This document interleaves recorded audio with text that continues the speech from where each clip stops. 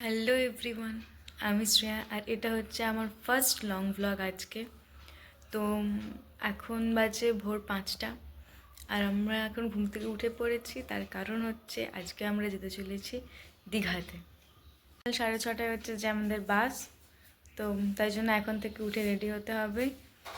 আর তো চলো একদম রেডি হয়ে আসা যাক, তারপরে তোমাদের সাথে আবার দেখা হচ্ছে।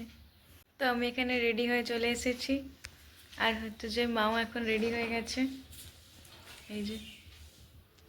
তো আমরা বাসে উঠে পড়েছি আর আমাদের বাস যাত্রাও শুরু করে দিয়েছে দীঘা যাওয়ার উদ্দেশ্যে। আর এই দেখো আমার পাশে রয়েছে মা, আর ওই দিকে তো বাবা ঘুমিয়েই পড়েছে। তো দেখো এই যে আমরা দীঘায় পৌঁছে গেছি আর এই হলো দীঘার মন্দির, প্রভু জগন্নাথ দেবের মন্দির। তো প্রায় 3 ঘন্টার জার্নি শেষ করে, 3 ঘন্টা না, 3 ঘন্টার আরও বেশি, 4 ঘন্টা 4.5 ঘন্টা জার্নি শেষ করে আমরা এই হোটেলে পৌঁছেছি। কারণ দীঘাতে তো পৌঁছে গেছি আমরা অনেকক্ষণ, কিন্তু এই হোটেলটা খুঁজতেই আমাদের 1 ঘন্টা মতো সময় লেগেছে।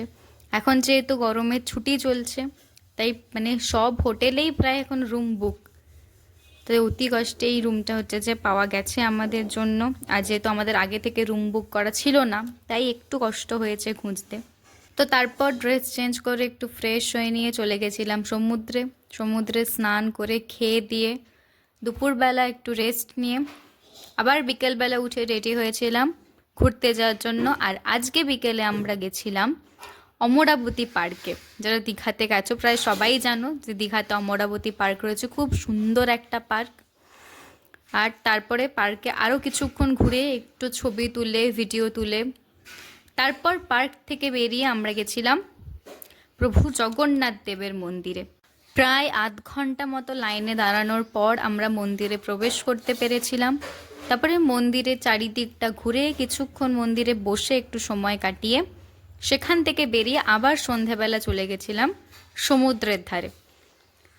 সমুদ্রের ধারে বসে সন্ধেবেলায় ঠান্ডা ঠান্ডা হাওয়া খেতে, গরমকালে কার না ভালো লাগে বলো।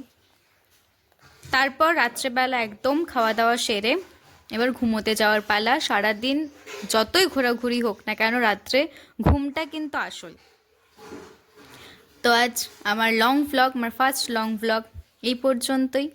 তো এটা হলো দীঘাতে আজকে আমাদের ডে 1। দেখা হবে নেক্সট ভিডিওতে। টাটা।